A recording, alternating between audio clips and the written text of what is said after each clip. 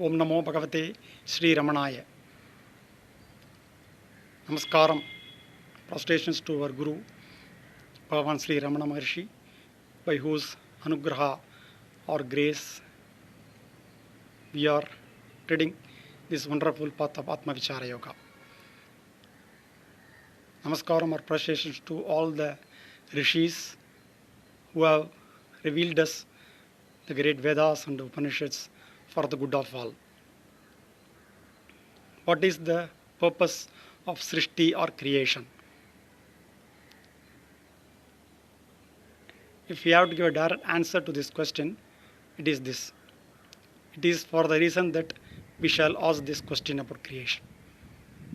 This is the reason. Now, according to Vedanta, which is the essence of the Upanishads, which are themselves the core teachings of the Vedas, the cosmos appear simultaneously with the seer. There is no gradual process of creation. Now, our experience in the dream is very similar. If you analyze, when we have dreams, the experiencer appears simultaneously with the objects of the experience. This is also our direct experience even when we wake up from sleep, say in the morning. The moment we become aware of our body physically, we become naturally aware of the world. We have thoughts, and then our whole mental movement and activity starts.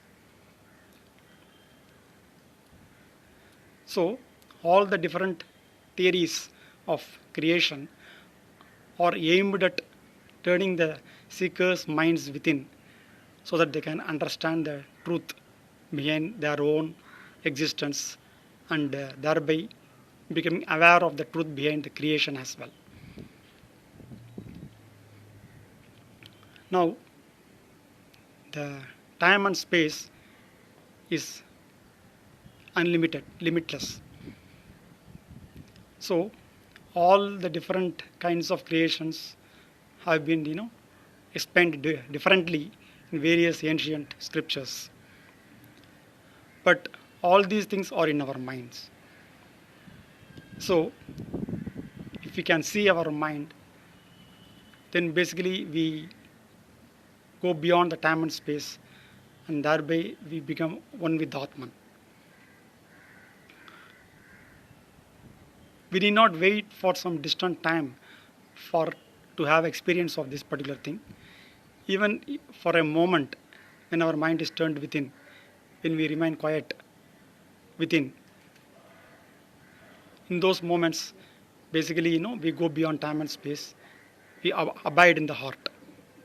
This is our experience for all of us. Only thing is that the focus and attention shift very quickly and frequently between turning within and then turning out. So that way we are not able to understand the peace and happiness which we experience whenever we return to the heart or when we remain still. So now, when we speak about creation, who sees the creation or the Shrishti? Who perceives the Shrishti or creation? It is all of us. So basically we perceive the creation. So the objects of the world themselves do not come to us and say that they exist. It is we basically, give the light of existence to all the objects. They do not exist independently without the seer, which is us, all of us. So, without the seer, no objects can be seen. It is because of us, all the objects, all the creations, they, they tend to exist. They appear. So, when we understand the truth behind the seer or behind our own existence, then we naturally understand the truth behind the creation as well. This is the thing we all have to understand.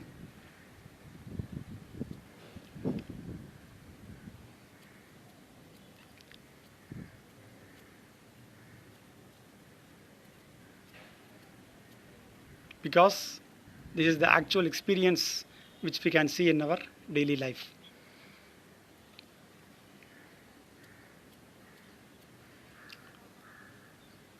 We may think, even though we see that like the world is illusory or kind of unreal, but yet it seems to be very useful. I mean, there is a kind of a great purpose in the world in terms of, say for example, someone is hungry, he gets food.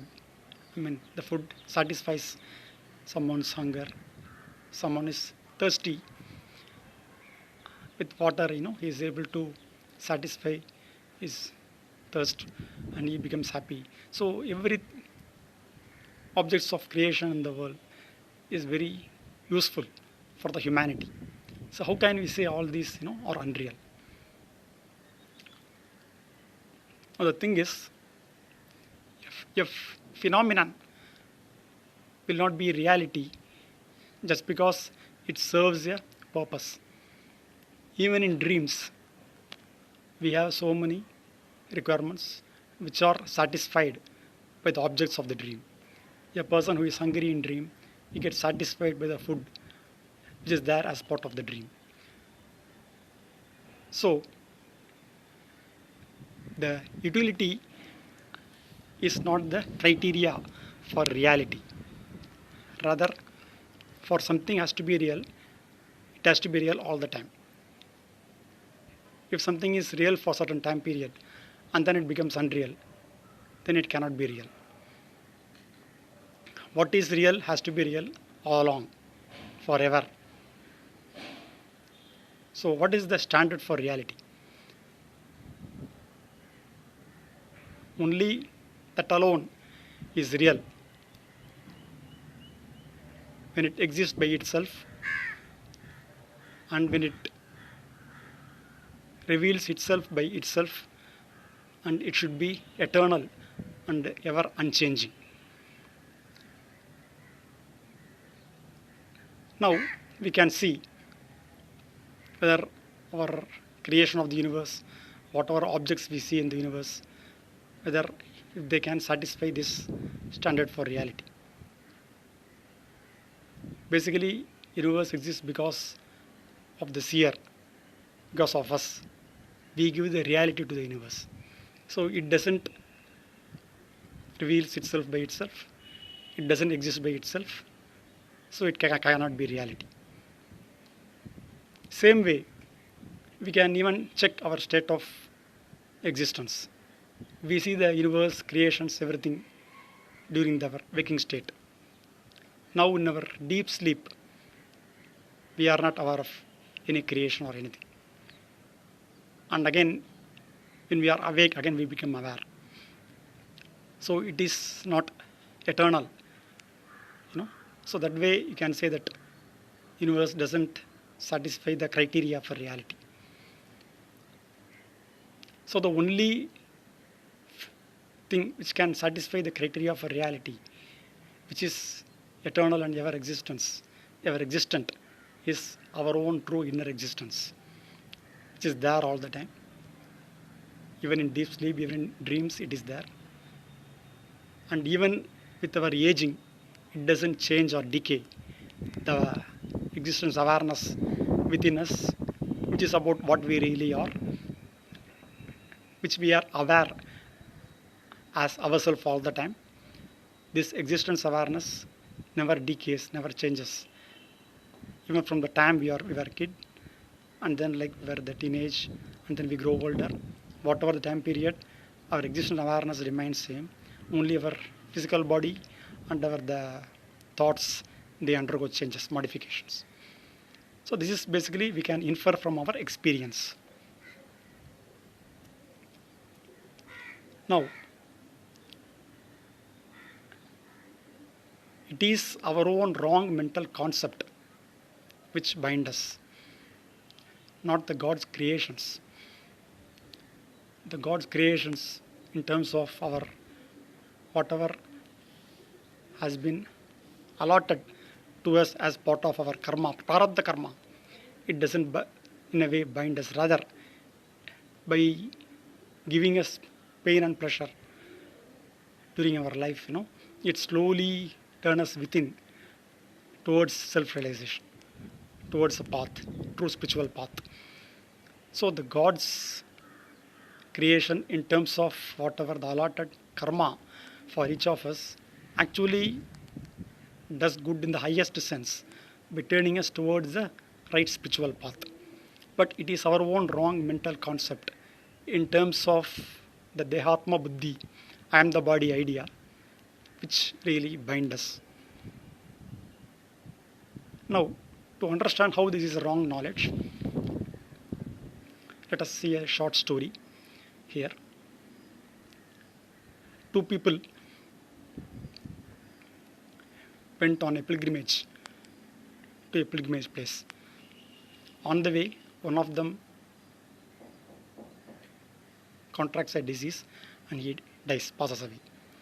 So the other person proceeds further towards his pilgrimage. On the way, he meets some person from his hometown whom he informs to that once he goes back to his native place, kindly inform my home that I am proceeding, and inform my friend's house, his people, that he has passed away. Now this person comes to his native place and then he informs wrongly. Like the one who is alive, to their home he goes and says that he has passed away. And to the one who has passed away, to their home, this person goes and says, he is alive. So these people becomes the people in the house of one whom this person has said he is alive, they are happy, and the other group, they become sad. Now, after some time, the person returns back after his pilgrimage to his place, native place. After seeing him, his people who are very sad all along, now they have become extremely happy now that he is alive. And the people who are there in the house of his friend, who have been wrongly reported to be alive, when he comes and conveys that he has passed away, they become very sad. Now the sadness and happiness of these two groups of people, how due to the wrong knowledge, we can see, they have been sad and happy in a wrong way. It is the same way due to a wrong mental concept. We associate ourselves with the Dehatma Buddhi, with the I am the body idea, and then we suffer. So this is something we all have to really understand. Now, why this I am the body idea has come out? How exactly it has come about? It is because of the avidya or ignorance. It is called as the original sin. So how did this avidya arose? It has come due to the lack of attention, due to non-enquiry. So even now, even for a moment, when we lack attention or when we don't pay attention to our inner awareness, silence within, then we naturally can be led astray towards external objects, even for a moment. So one has to be extremely vigilant on the path every moment of the time. We have to be extremely vigilant, and we have to be all the time aware of our existence, and all the time we have to be aware of any of the thoughts which may be arising from within, so that due to our strength of attention, these mental movements, they are quelled within the moment they arise.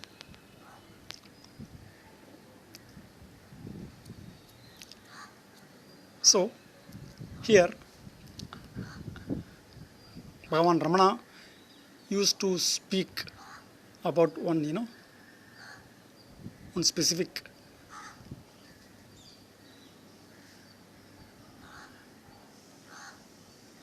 truth which we all have to understand. நாம் நம்மிடம் இருந்தால் நம் காணும் பொருள்கள் நமக்கு அந்நியமாய் தோன்றாது. It basically means when we remain within us, then what we see or perceive won't be seen to be apart from us. It will not seem to be different from what we feel about ourselves. It basically means when we remain still, when our mind is quiet, when we remain in the heart, then naturally, even if there is external perception of the objects, we will not perceive them to be different from what we actually are. This is the point. We have to reflect deeply on this truth, and then as we go on practicing the path of Atma Vichara Yoga, then naturally we can experience this particular truth.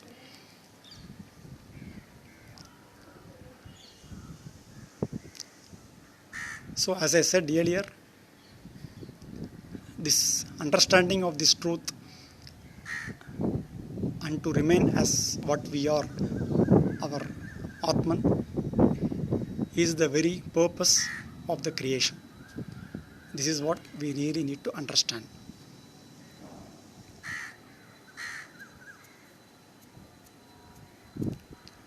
The truth behind our own existence shall reveal the truth behind the creation. As we go further on the path, as we go deeper into our own existence, then naturally our sense of awareness shall expand, and the world will not be seen to be apart from us, something different from what we are. So there will be the kind of unity in our existence. This is what we need to really understand.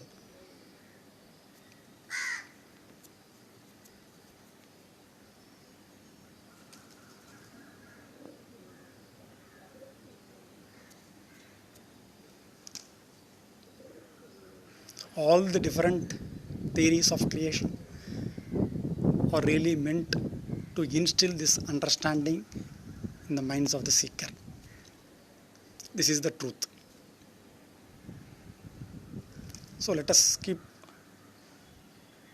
this in mind, and then with full enthusiasm let us intensely practice the path of Atma Vichara Yoga, which is the only goal of our life. Om Shanti Shanti Shanti.